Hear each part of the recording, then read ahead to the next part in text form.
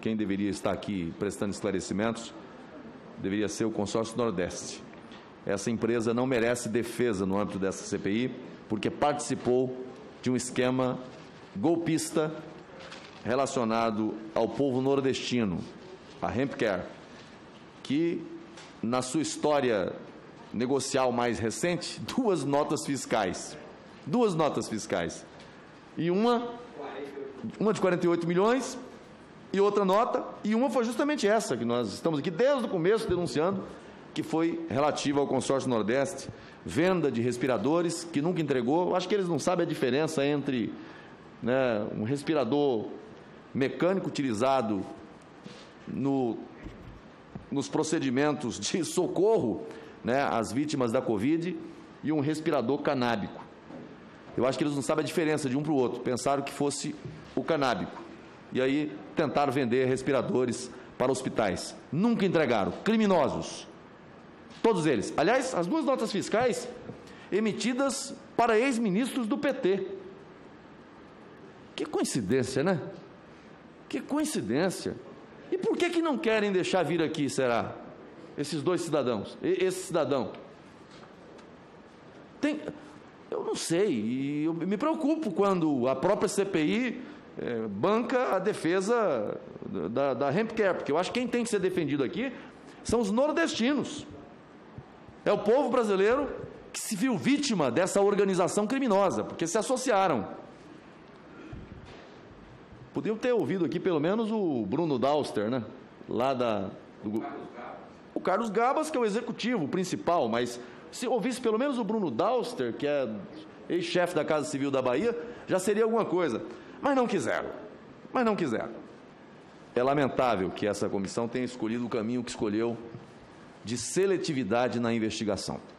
E vou concluir a minha fala fazendo observações justamente em relação a esse aspecto. Veja, quem está sentado nessa cadeira aqui na minha frente é um ex-secretário de Saúde do Distrito Federal. Não é de Marte, é do Distrito Federal. E por que estou dizendo isso? Porque a CPI criou uma narrativa de que não pode investigar nada relativo aos estados. Mentira. O secretário está aqui hoje. O ex-secretário. Por que dizem que não pode investigar estados e municípios? Criaram essa narrativa, porque o 146 do Regimento do Senado Federal vai dizer o seguinte: não se admitirá a comissão parlamentar de inquérito sobre matérias pertinentes. A Câmara dos Deputados. Primeira narrativa falsa. O deputado Ricardo Barros sentou nessa cadeira aí. Mas não pode. Mas sentou por quê? Porque a investigação não é sobre a Câmara dos Deputados. É sobre o envolvimento ou não de um membro daquele parlamento. Vamos à frente.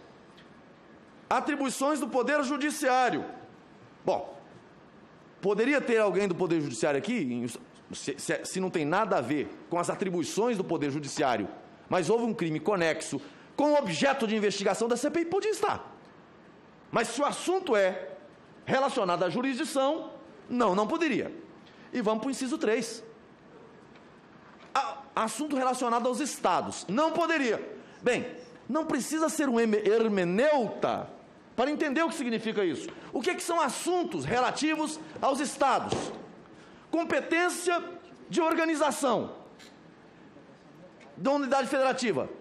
Pode o parlamento ir lá e se meter a investigar aquilo que é competência própria do governo do estado? Não pode.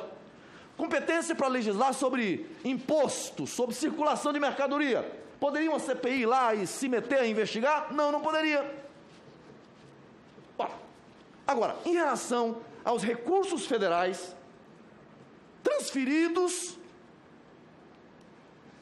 ao estado ou município, poderia ou não poderia investigar? Bom, se não poderia, o Congresso Nacional, através do instrumento próprio de controle político da administração, que é a CPI, também não poderia Ministério Público Federal, também não poderia Polícia Federal, também não poderia CGU e também não poderia o Tribunal de Contas da União. Como não? A competência é atraída em razão do repasse federal. Essa é a competência. Fora isso, é ajeitadinho. É uma embalagem bonita para dizer, não vamos investigar os companheiros dos estados. Não quero que chegue perto do quintal de casa. Não tem que ficar tergiversando, não. A prova disso é que está aqui o ex-secretário do GDF. A prova disso é que sentou também nessa cadeira o atual deputado federal, líder do governo na Câmara. Ora, a regra vale para defender quando não quer investigar. Mas quando quer alguém investigar, não pode. Não pode. Como não pode? A CPI pode, né? O ministro Gilmar Mendes, falando sobre essa questão da competência, e aí tem vários elementos, vou citar apenas alguns que ele trouxe. Atribui-se aos estados o poder de auto-organização. A auto-organização, pode CPI contra? Não pode. E os poderes reservados? Reservados a quem? Aos estados. Não pode ter CPI. E ainda, aqueles não vedados pela Constituição Federal. Porque aqui você tem competência que é própria do Estado. Tem a competência que é comum, competência concorrente.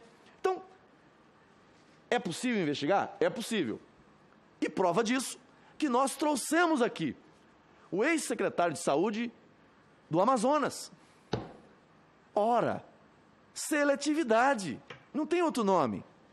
Trouxemos aqui o deputado federal. Ah, mas não pode investigar a Câmara dos Deputados. Sim, a Câmara dos Deputados não pode. Mas se alguém lá é acusado de algum fato conexo com a investigação da CPI, pode. Agora está o secretário do GDF. Então eu pergunto, por que não avançou a investigação em relação aos estados? Ah, não pode, porque o Supremo disse que não pode convocar governadores. Ok, eu até discordo dessa tese jurídica, mas eu a respeito. A tese jurídica da não convocação dos governadores, em respeito ao chamado Pacto Federativo. Governadores. Agora, isso não significa retirada da competência formal, material, de investigação da CPI. Porque eu poderia fazer como está sendo feito aqui, a convocação de um secretário, de um ex-secretário, de um empresário que vendeu e não entregou, de um empresário que vendeu e entregou algo que não estava no contrato, de alguém que participou e é acusado de corrupção passiva, de corrupção ativa, de organização criminosa, como não?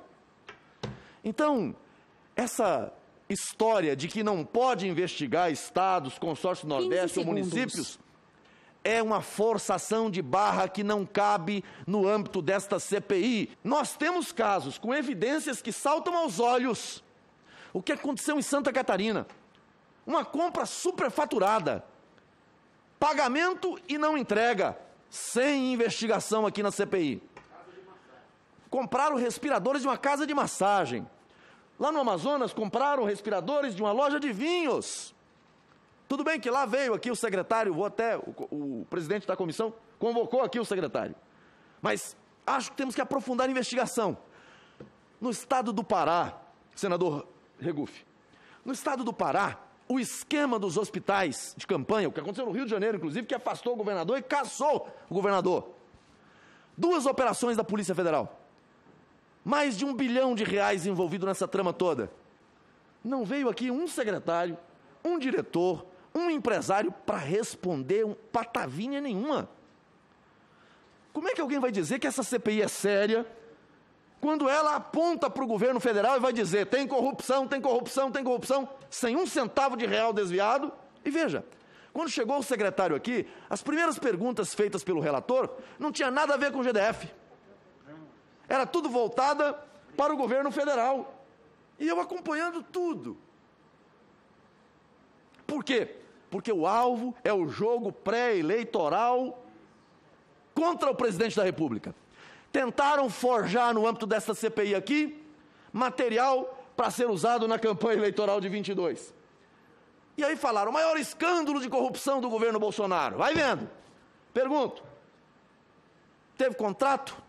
Algum pagamento? Alguém se beneficiou? Alguém levou vantagem? Não levou.